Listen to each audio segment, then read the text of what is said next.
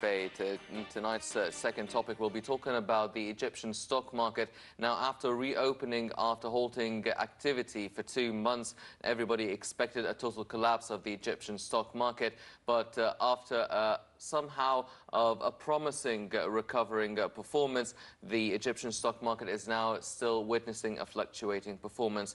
To talk about these activities and the prospects of the Egyptian bourse, we are joined here in the studio by Mr. Ahmed Abou El Saad, the managing director of a multinational company based here in Egypt and the financial expert. Mr. Ahmed, thank you very much for joining us. Thank you for having me with you. Mr. Ahmed, now, after the reopening, the Egyptian stock market declined on the first day 8.9%, and then it started to show good, promising, healthy performances for 5 successive sessions, and now it's witnessing, again, a fluctuation. How should we read all these ups and downs? Well, it was very basic and normally to have such volatility in the market.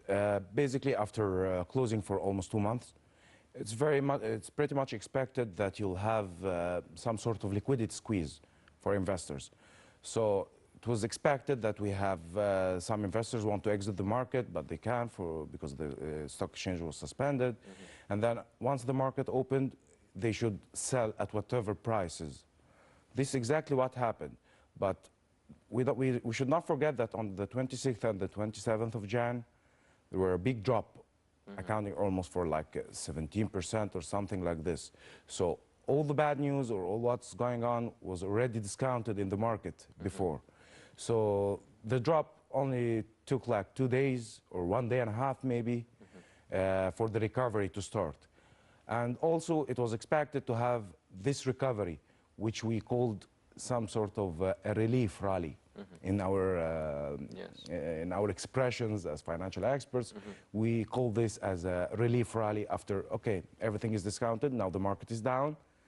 Again, everybody is sitting back on the couch and now getting more to the rationale, realizing that holding stocks in the stock exchange is holding assets. These assets has values. So I have to reevaluate my assets and then decide whether they're worth selling at these prices or this as if I'm throwing them away. Yes. So this is exactly what happened. And honestly speaking, don't expect the volatility to diminish very soon. Of course, with all of the changing circumstances, changing government, nuclear vision, many things that will let the volatility and the fluctuation to stay in the market for some quite long period. Maybe the volumes will not be as we saw in the first week, having almost 1.5 billion, 1.8 billion, 1 billion per day. I think the volume will start to diminish, and accordingly the volatility after a couple of waves, it will also cool down. Yes. Mr. Ahmed, now the Egyptian stock market resumed normal 4-hour trading sessions. Does this mean that the Egyptian stock market is starting to get back to its stable, normal self, or is it just another sort of measure taken to encourage investors and to encourage and speed up the recovery process? Okay. Let me be clear on this, that having special restrictions and special system for the reopening was only needed to let the investors calm down a little bit. But gradually you have to regain your system back with all its functions. So in the first week it was decided that you have to, okay, not all the functions to just start when you're restarting the machine. Don't restart it all at once. You just start it gradually. So instead of having 4 hours, you're having it 3 hours, so that you make sure that the session is effective and efficient, that the systems are still working. You don't, for example, you don't introduce the old tools like the margin trading or the T+0 trading, is that buying and selling in the same day. So this should be deferred for another period of time. The most important thing was that to have the machine working. It's not important whether it is working 100% capacity or 50% capacity or 20% capacity. As long as it's working, it will reach the total or the 100% capacity very soon. Yes.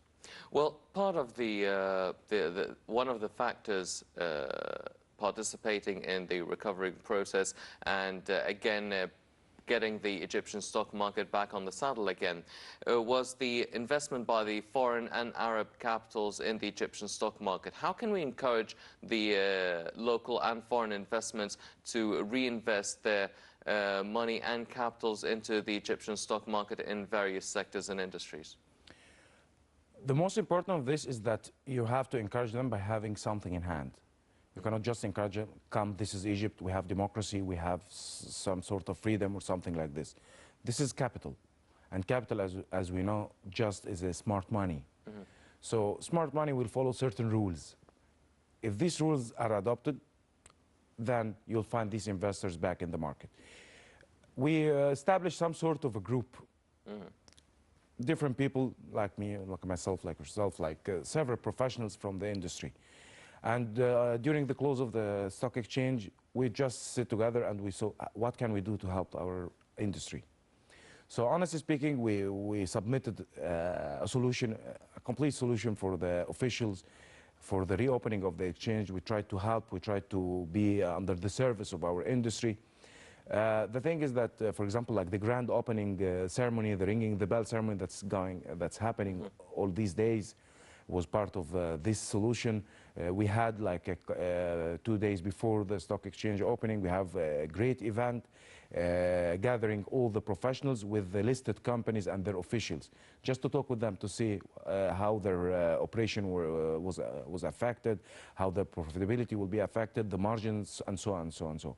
So this is something that if the investor is gaining confidence in the company's operation, the operation of the companies, then make sure that he will come back. For the foreigner and the Arabs mainly, they need some sort of what we say economic stability.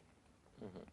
Economic stability, I think we are a bit far from this right now, but I'm pretty sure that we will reach it very soon as well. With the clear vision, with the elections, with all of this progress happening in the street, I think we'll see this stability coming very soon. The surprising thing was the heavy weight of the foreign participation in the Egyptian market once it was reopened. Mm-hmm. Many people said, okay, these are opportunistic investors coming just, okay, the market is down like 30% or 25%. Let's be opportunistic and just take our profits from very short-term trading. Surprisingly, the end users were not this type of hot money. Mm-hmm. The end users were the type of very long-term investors. And the volumes were really of surprise. Maybe the volatility was not a surprise, but the volumes was a surprise. Especially that we saw that the end users of the foreign participation were like endowment funds, like pension plans, like mutual funds, not this type of hedge funds or this sort of hot money that they just want to buy, sell, hit and run, you know, back and forth, and that's it. No, the type of investors is totally different. But for the continuity of this type of investors in our market, which is the most healthy category of investor that we would like to attract, they need to see some progress happening in the country in the political level first, to be reflected on the economical situation. Mm-hmm. Because of course with the economical situation, we have several problems. Of course, having the whole country was like on hold for quite a long period, which was reflected even if you are following the Ministry of Finance and the yes. Prime Minister disclosures recently, that we were having several announcements week after week. Mm-hmm. So I'm using your show here to call, mm-hmm. Please, let's stop announcement for a little bit, mm-hmm. because a series of announcements that are contradicting with each other is giving a wrong message. Mm-hmm. In terms of, let's don't say that we are expecting that the budget deficit will reach around 8% of our GDP. Yes. And after a few days, we say, no, oops, it's 8.5. Mm-hmm. No, it's 9. And now we reach to 9.5. So let's don't announce anything till we really calculate what's going around. The same happens, for example, for the expectations for the growth in our gross domestic product, in our GDP as well, is that in the first few weeks, it was announced that the GDP growth will be around 3.5 to 4%. And a couple of days ago, it was announced that it will be around 2.5% for the year 2011-2012. So I don't think that many investors are getting the proper message these days. Yes. So my advice would be just to stay on the side, just work, and try to make our announcement in timely manner, and giving ourselves some time to recalculate all our givens to reach some proper estimates for our macroeconomic indicators. Yes. I believe this on its own will bring the type of investors that we're seeking. Plus, of course, the marketing efforts that we can do to market our country to sovereign wealth funds, to international investors. And we're trying to prepare something for international funds and international sovereign wealth funds as well here in Egypt very soon. Hopefully we can do that, especially that Egypt now, as you see, was on the media of every satellite channel in all over the world, in the US, in Canada, in the Gulf, in Europe. So I think we're gaining a lot of respect from different countries. Let's don't waste it, and let's capitalize on it to market for our country. Yes. Well, Mr. Ahmed, some precautionary measures were taken with the reopening of the Egyptian stock market, and these measures were taken to sort of help and encourage and revitalize the activity within the bourse, and at the same time protecting it from collapsing. Now, do you think that these measures are still need time to be left without being lifted, or do you think that maybe it has some sort of effect on the foreign investments here in Egypt? What do you think about these measures? How soon can they be lifted, and do you think if they have any effect on foreign investments? Any limitations on any market is a drawback. So let's keep this as a quote so that we don't initiate or we don't set any limits or any extra barriers for entry or for exit for investors. The market should be extremely liberal. This is capital. I want to go in. I will never go in unless I'm sure I can go out. So I think that maybe this was proper in the first few days, but the sooner you remove these limits, the better you are. Also that, but I don't think we put a lot of limits as well, let me be honest with you.